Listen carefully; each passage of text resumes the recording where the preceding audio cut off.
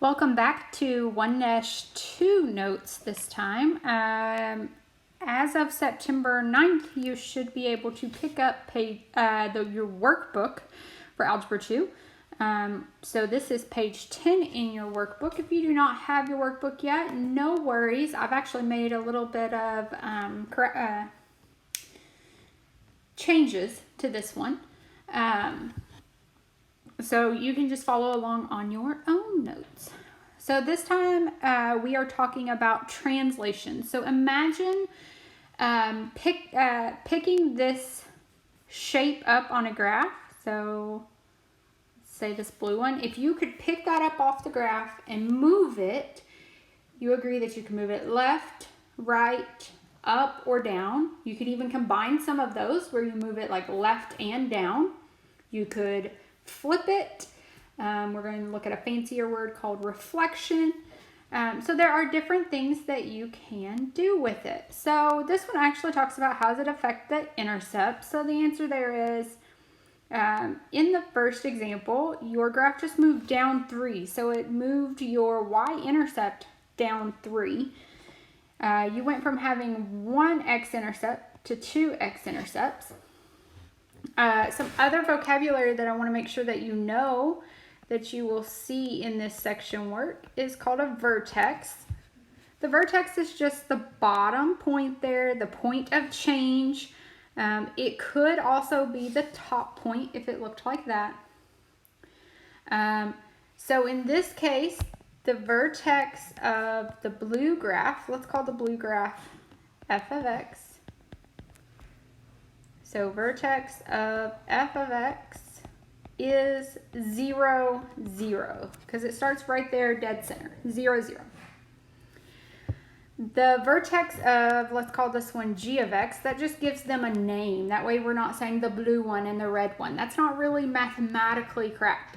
So we name them f of x or g of x. Not something you would necessarily name your kid, but the same idea.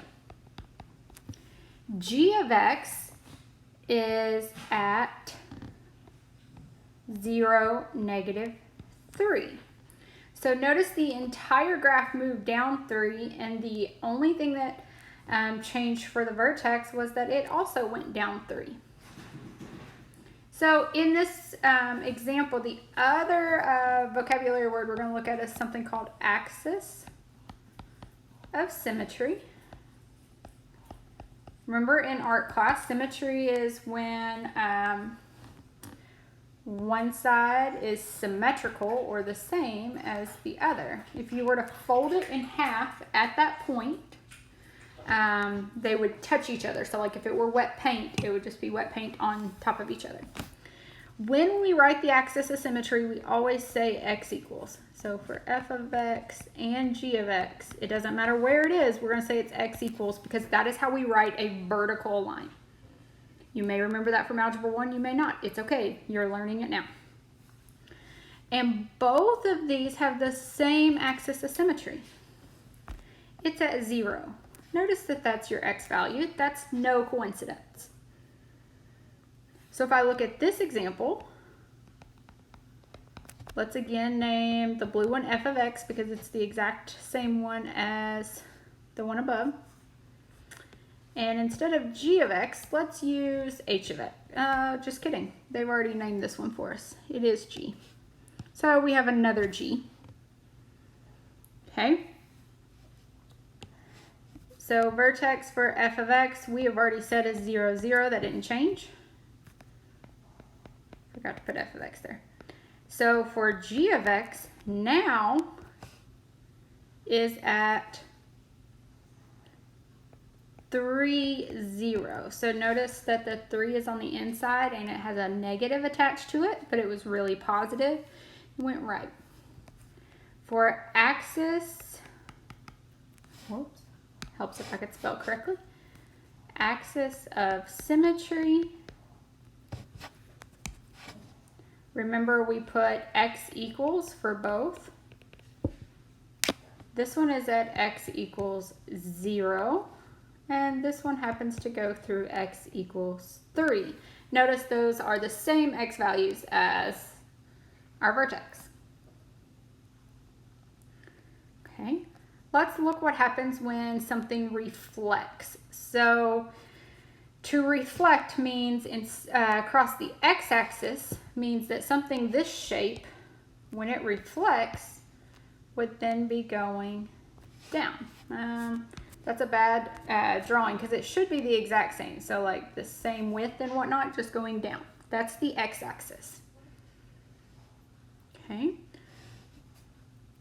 The y-axis would be, instead of this way, it would be this way, but funny things happen. If I pick that up and flip it, so maybe a two-toned parabola would help. So we got the pink and the purple. So if I pick up that pink and purple and flip them, other than the colors changing, it's still the exact same. So depending on what it looks like, reflection across the y-axis may change or it may not. It just depends. So what does it look like for the equation? So to reflect across the x-axis, here's the important part to write down. It's a negative in front of entire equation. So if something is asking to reflect across the x-axis, my equation is x squared minus 2, and I put a negative out front. Then I remember my distributive property and get negative x squared, and then the tricky one, negative times negative is positive 2. So there is the reflection across the x-axis. For the y-axis, the negative is grouped with the x. So what does that look like in this example? So where x was, it's now got a negative joining it. And so this is what it looks like. Envision wants you to work your brain a little harder and think about negative x squared. This negative x times negative x, which is positive x squared. Okay, so let's look at what those look like on Desmos, and we are finished with this example. So on Desmos, I actually already have all 3 of these graphs. Let me turn everything off. Okay, so here was the original.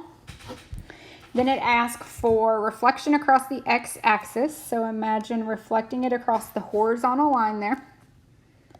So I would show you, but there's no pointer on there. This is what it looks like. Yep, sure enough, that is correct. If I were to fold across the x-axis, the green and the purple would touch.